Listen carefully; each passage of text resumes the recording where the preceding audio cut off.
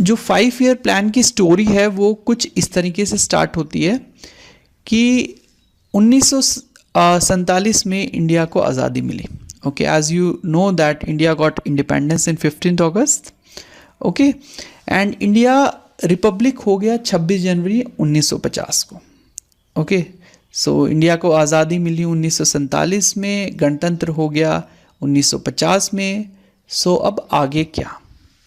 सो आगे एक इंडिया के लिए एक चैलेंज था, एक चुनौती थी कि जो आगे वाले जो साल हैं उसमें हम क्या करें कि जिससे हमारा इनकम और एक्सपेंडिचर पूरा मेंटेन हो जाए. ओके, इनकम सबसे बड़ी प्रॉब्लम थी, उसको स्पेंड करना, कहाँ स्पेंड करना जिससे देश की प्रगति हो, ये बहुत बड़ी चुनौती थी.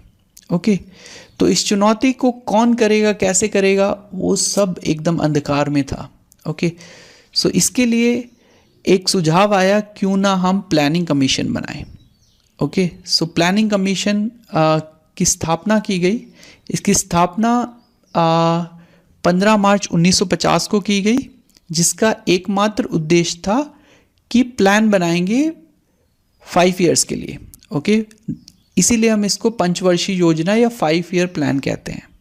ओके, तो इस प्लानिंग कमीशन का जो उद्देश्य था कि प्लान बनाना है 5 साल के लिए, उसके लिए एक कमेटी का गठन हुआ. उस कमेटी का जो चेयरमैन होता है वो प्राइम मिनिस्टर होता है, और जो फर्स्ट चेयरमैन थे वो प्राइम मिनिस्टर जवाहरलाल नेहरू थे. Okay, so Jawaharlal Nehru was the first chairman of the first planning commission. Okay, तो जाहिर सा सवाल है कि फर्स्ट प्लानिंग कमीशन ने अपना जो प्लान है कब दिया. ओके, सो 1950 में हम गणतंत्र हो गए, उसके बाद उनको 1 साल लगा. सो 1951 में 1951 में उन्होंने एक प्लान दिया. ओके, एंड एक इम्पॉर्टेंट जानकारी जो मैं देना चाहता हूँ कि 5 ईयर प्लान को अप्रूव एनडीसी करता है. ये एनडीसी क्या है? It is national development council. Okay, जो भी प्लान दिया जाता है उसको एनडीसी द्वारा अप्रूव किया जाता है. सो ये टाइप के क्वेश्चन हमने देखे हैं जहाँ पर वो पूछते हैं कि फाइनेंशियल ईयर प्लान को अप्रूव कौन करता है. तो इसका करेक्ट आंसर है एनडीसी, ना कि प्लानिंग कमीशन. ठीक है, उसके बाद आप देखेंगे कि 2015 में नीति आयोग ने प्लानिंग कमीशन को रिप्लेस कर दिया. इसका भी एक अलग स्टोरी है, वो किसी और दिन देखेंगे. ओके, सो जैसा कि मैं कह रहा था कि जो 5 ईयर प्लान है वो 1951 में स्टार्ट हुए हैं और अब तक 12 पंचवर्षीय योजनाएं हो चुकी हैं. ओके, सो 12 पंचवर्षीय योजनाएं हो चुकी हैं, एंड जिसमें एग्ज़ाम के संदर्भ में पहली, दूसरी, तीसरी, चौथी, पाँचवीं, 5 बहुत बहुत बहुत महत्वपूर्ण है. इनसे हमें बहुत क्वेश्चंस देखने को मिलते हैं. ठीक है, सो आइए देखते हैं. ओवरऑल समरी पहले दिखा देता हूँ, फिर मैं आपको एक एक करके इन 5 पंचवर्षीय योजनाओं के बारे में इंपॉर्टेंट पॉइंटर्स दूंगा. सो देख लीजिए आप, यहाँ पे 12 पंचवर्षीय योजनाएं हैं, एंड हर पंचवर्षीय योजना का एक टारगेट होता है कि हमें इतनी ग्रोथ अचीव करनी है. बट एक्चुअल में उतनी ग्रोथ अचीव हो रही है या नहीं हो रही, उसके लिए भी एक मापदंड दिया जाता है. ओके, सो जैसे आज़ादी के वक्त हमारी टारगेट ग्रोथ रेट बहुत कम थी कि एटलीस्ट हमें कुछ ग्रोथ रेट मिले, तो 2.10 को टारगेट रखा गया, बट हमने अचीव अच्छा किया 3.60. ओके, अगर आप इन सभी में देखें तो 10th फाइनेंशियल ईयर प्लान और 12th जो कि लास्ट था फाइनेंशियल ईयर प्लान, उसमें 8% तक ग्रोथ टारगेट की गई है. ठीक है, सो आइए देखते हैं फर्स्ट 5 ईयर प्लान, प्रथम पंचवर्षीय योजना. ये योजना बहुत इंपॉर्टेंट है बिकॉज इसके बाद हमने आज़ादी के बाद ये काम किया. ओके, आज़ादी के बाद हमें जो फर्स्ट 5 ईयर प्लान बनाया है वो प्लान 5 साल के लिए था. 5 साल के लिए 1951 से 1956, 1951 से 1956 तक ये पंचवर्षीय योजना दी गई. ओके, सो ये प्लान दिया गया. इस प्लान का जो मॉडल था वो बेसिकली हरोड डोमर मॉडल पे था. ओके, हरोड डोमर मॉडल अब ये मॉडल क्या है, कैसे है, ये आपको जानने की आवश्यकता नहीं, जस्ट इसका नाम याद रखिए, हरोड डोमर मॉडल।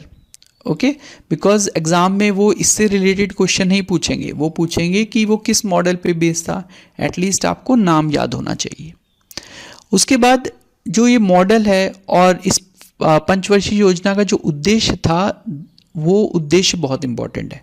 हर पंचवर्षीय योजना का एक उद्देश्य होता है जिसके लिए वो फॉर्मुलेट किया जाता है। एंड इस पंचवर्षीय योजना का उद्देश्य था कि जो एग्रीकल्चर प्रोडक्शन है, जो खेती बाड़ी है, उसको कैसे इंक्रीज किया जाए। सो उससे रिलेटेड जो भी इनकम एक्सपेंडिचर करने थे वो किए गए। ओके, इसी दौरान इसी पंचवर्षीय योजना में एक कई चीज़ें प्लान की गई, कई चीज़ें की गई।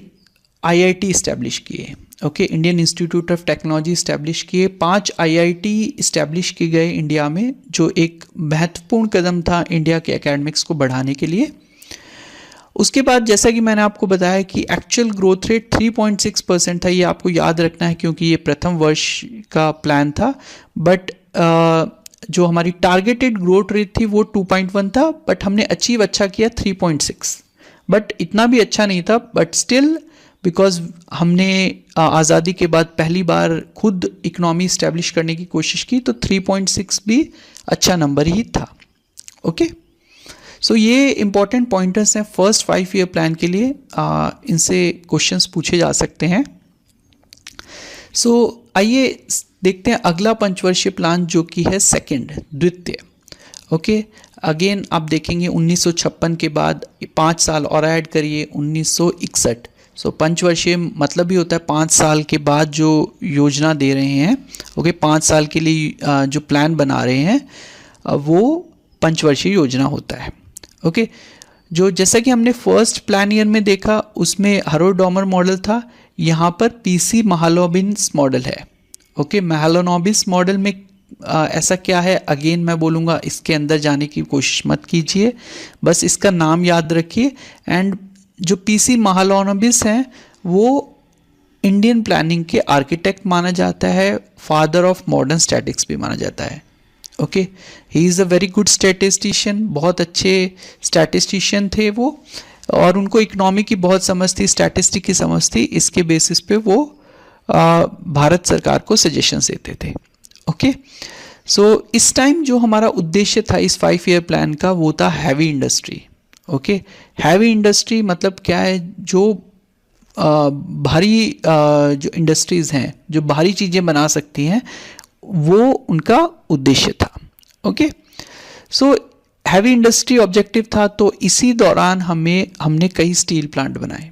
ओके, एंड इस टाइप के क्वेश्चंस हमने देखे हैं, जैसे कि बोकारो स्टील प्लांट और भिलाई स्टील प्लांट किस पंचवर्षीय योजना में स्थापित किए गए। So Bokaro steel plant and Bhilai steel plant USSR की मदद से भारत ने इस्टेब्लिश किए सेकेंड ईयर 5 ईयर प्लान में, और राउरकेला स्टील प्लांट जर्मनी की मदद से इस्टेब्लिश किया। ठीक है, अगेन एक्चुअल ग्रोथ रेट बहुत मार्जिनल था, बट स्टिल हमने डबल करा टारगेट ग्रोथ 4.5 से, हमें एक्चुअल 4.3 मिला। Okay, so percentage for second year plan you can again remember, but for the next 5 year plan उसको मत कीजिए। ओके, बिकॉज कितनी परसेंटेज याद करेंगे, राइट।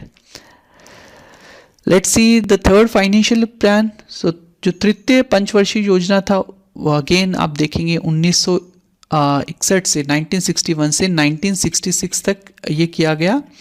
एंड इसमें जो मेन इम्पॉर्टेंट था कि हमने एग्रीकल्चर पॉलिसी बनाई। अब आपने आजकल न्यूज़ में एमएस स्वामीनाथन की जो रिपोर्ट है उसको स्टार्ट करने के लिए बहुत ज़्यादा समाचार देखे होंगे। तो बेसिकली एमएस स्वामीनाथन ने ग्रीन रेवोल्यूशन लाया, तो उन्होंने ही एग्रीकल्चर पॉलिसी दी, कई सारे रिफॉर्म्स, कई सारे रिकमेंडेशंस दिए, सो जो कि थर्ड 5 ईयर प्लान में दिए गए थे। ओके, एंड इस 5 ईयर प्लान में एक प्रॉब्लम आ गई। क्या प्रॉब्लम आई? 1965 का युद्ध, भारत और पाक का, और उसी दौरान जले पे नमक छिड़क दिया गया, सीवियर ड्रॉट, सूखापन आ गया।